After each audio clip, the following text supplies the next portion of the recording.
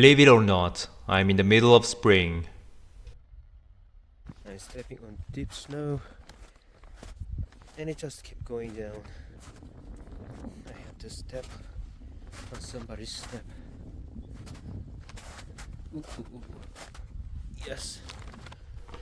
Walked for a while, I couldn't find what I want, so I had to ask someone if I am heading to the right direction, and the answer is thankfully yes. No shelter here, no tree line to break the wind, no green to soften the view. At this altitude, the world feels thin like a sketch left unfinished. And then you see it, a house that shouldn't exist. Its pink paneled walls, a feeble dream in the middle of wasteland, standing on a ridge where the dust ends and the atmosphere begins. The snow is retreating now, leaving behind the sacred landscape of white slate and ice. It's a place between seasons and between worlds. A structure built on the very edge of nowhere, staring into the void of clouds. They aren't the postcard perfect villas from the travel brochures. They are modest, worn by decades of harsh Carpathian winters, with peeling paint and wood stacks piled high against the walls. With this magnificent view, I had no choice but to take a short rest in front of this heated rock. The ultimate luxury amenity provided by Mother Nature herself. At first it's therapeutic, it's rustic and it's earthing, but after about 60 seconds you realize the thermal conductivity of limestone is no joke. The most perfect shaped mushroom is there. And maybe that is why it is surrounded by a fence to protect. Yes, it looks like two giant mushrooms. Mushrooms! These rocks are sedimentary, meaning they were formed in layers at the bottom of prehistoric ocean. Because of the Bucegi Plateau is high altitude, treeless expanse is a playground of violent winds. The wind picks up small particles of grit and ice. This grit acts like a sandpaper, grinding away at the base of the rocks much faster than at the top.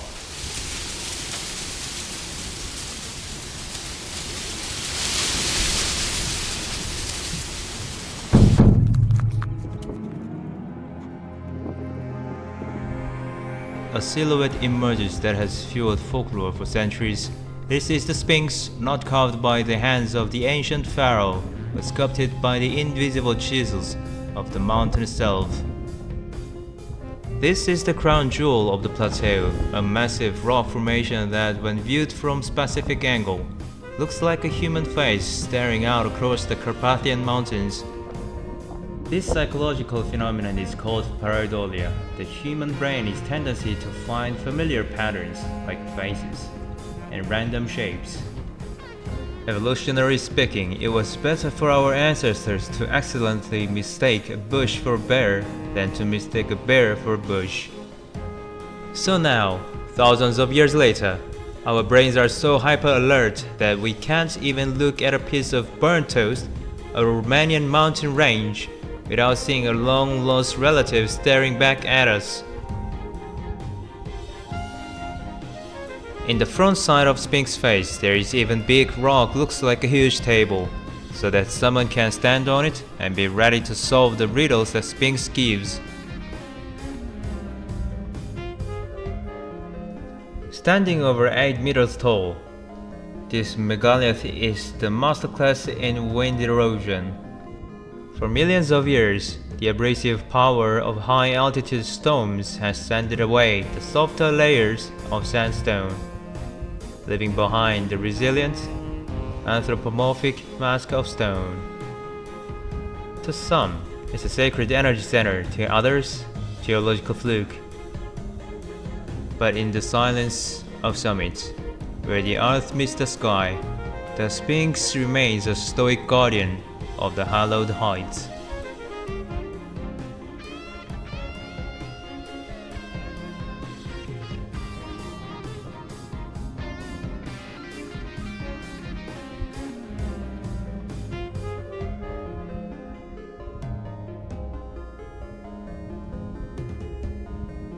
The Sphinx is made of Bucegi conglomerates. These are the layers of rounded river pebbles and sand that were glued together by natural minerals millions of years ago. Because of the Sphinx sits on a prominent ridge, it is hit by corrosion wind carrying ice crystals and sand. This wind hits the rock with more force at certain heights, carving out the neck and the deep eye sockets, where the rock was slightly softer. The Sphinx only looks like a face from one specific side, especially from the northwest. From other angles, it looks like a chaotic, crumbling tower of rock.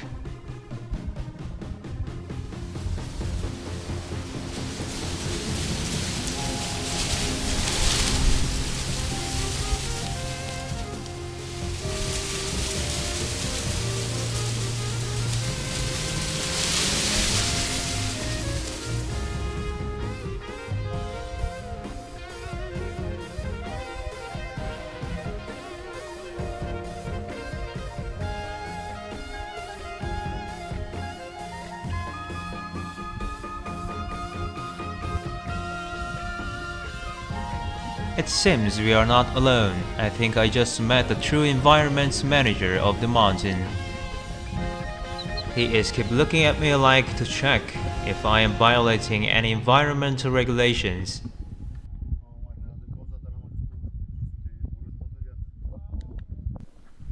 And also there is a place for picnic.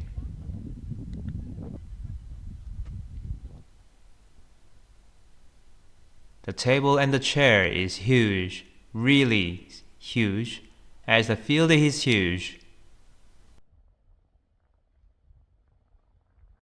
Wait a second, the face of Sphinx is quite different now.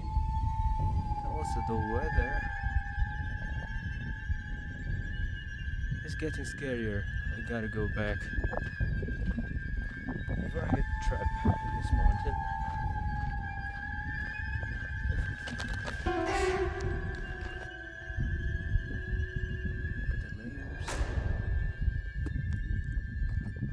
Look at the ground formations. This is periglacial geometry. The freeze-thaw cycle here acts like a slow-motion jackhammer, cracking the dark earth into the patterns that looks like the nature and more like a corrupted hard drive.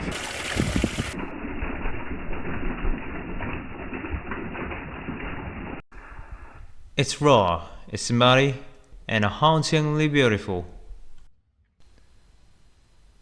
About 2,000 meters, you hit the alpine tundra. Without trees to break the scale, the sky feels lower, and the land feels infinite, exactly like the Icelandic highlands.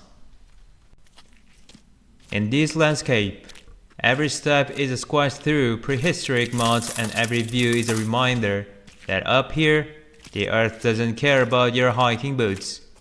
It's a bit of Reykjavik in the heart of Romania.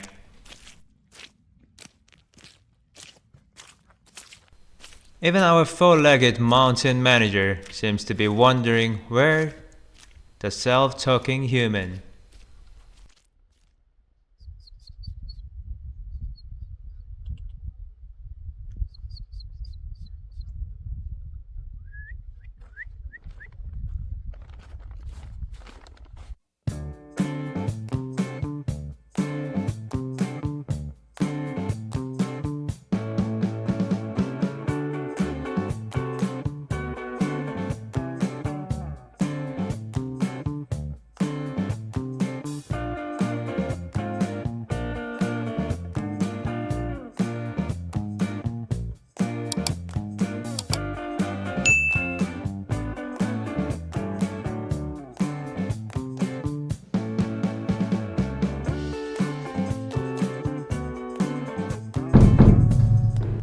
After arriving at the village, I can feel the spring again, so warm, and all these smells.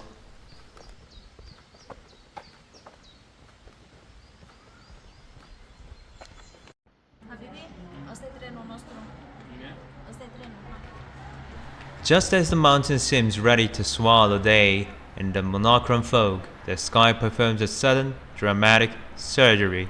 The clouds part, and the sun begins to draw its golden curtains across the Bucegi peaks.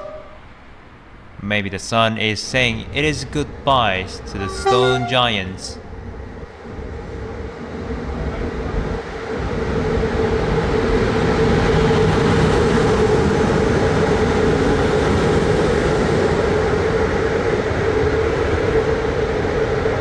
As the mountains shrink in the rear view, the landscape changes. The grand hotels of the resorts gives way to the real countryside. 这不是15吗？啊15、17吗？哦，在这儿嘛，这是坐这儿吧。 Quite a contrast with old houses, green field, and trees are pleasing my eyes.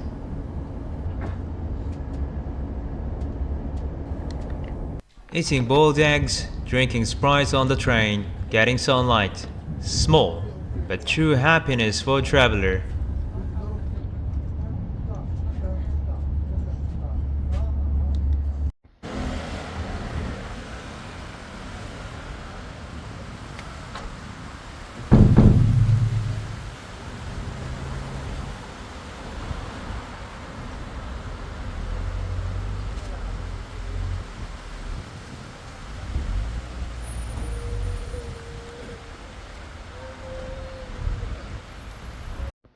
From backside, I think through the corridor. Let's see. Alright, it is warm. Oh, come on. Okay. Alright, it is quite far.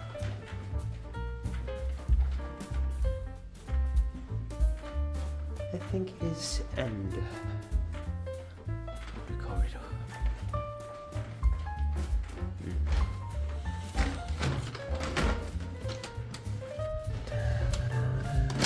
Oh, this is super small. That is really small. Okay, anyway, there is. This is quite interesting because the bedroom and the bathroom toilet is not separated. Oh, there's a door.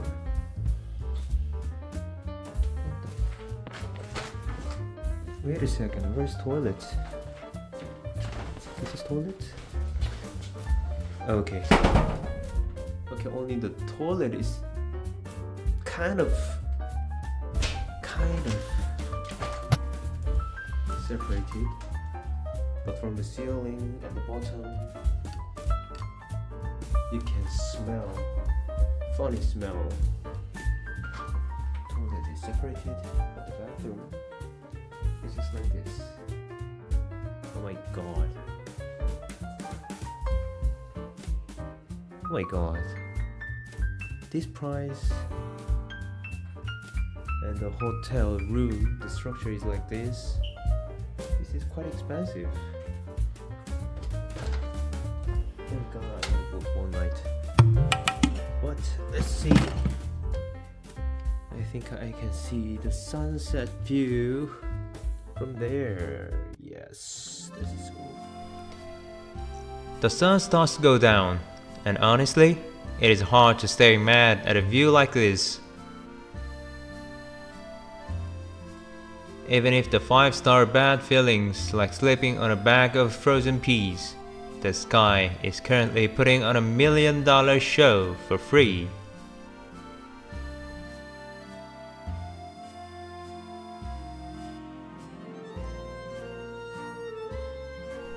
They say the breakfast is the most important meal of the day, but when you've paid for a hotel room with broken dreams, breakfast isn't just a meal, it's a financial recovery mission. When I check out, I said everything was okay to the clerk, but that room was legend. Because the bathroom and bedroom was not separated. When upper floor of the customer flushed the toilet, and I can hear the sound very, very clearly. And that was kind of a torture in the middle of night. But still, I took a long rest so that I can walk. I like that building.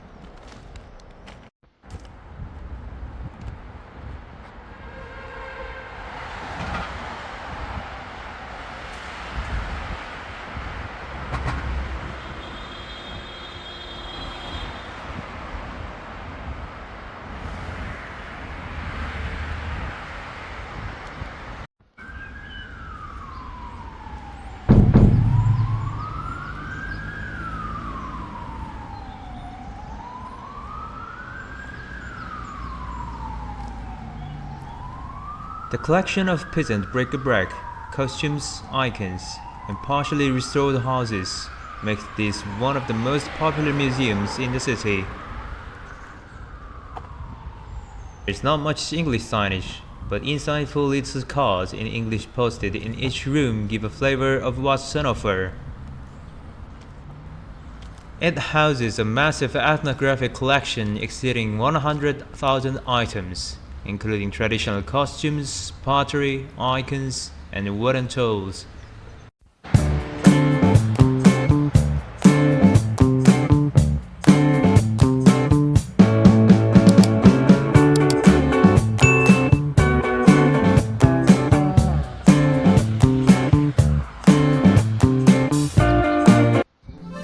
I'm currently walking through one of the Bucharest stunning parks, surrounded by nature, birds chirping, and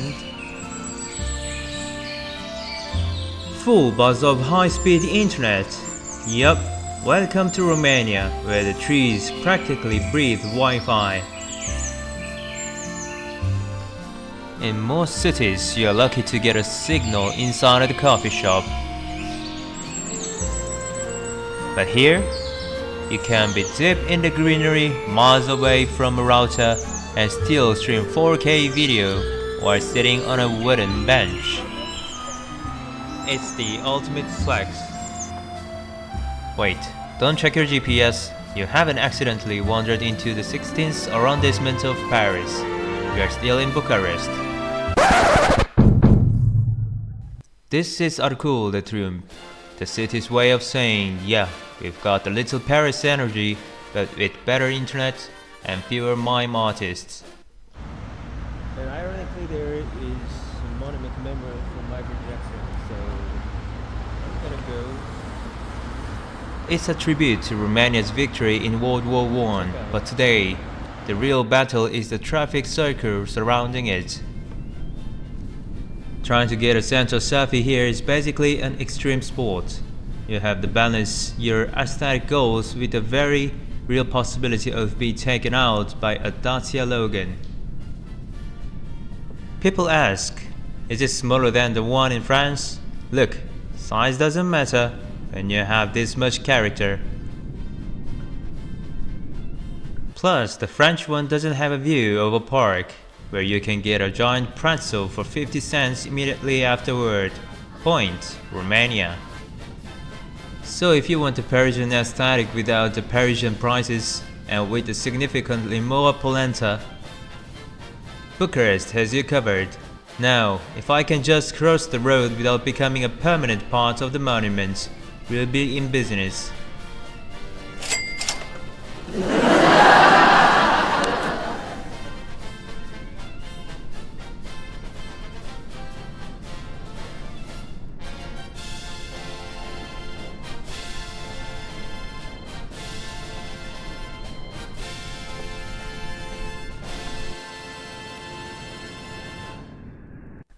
So that was Romania. I came for the Sphinx, I stayed for a high-speed park Wi-Fi, and I conquered the hotel breakfast buffet. Thanks for riding the Romania rails with me. Don't forget to like, subscribe, and comment below if you ever been personally judged by the mountain formation. Stay weird, stay hungry, and I will see you at the next border.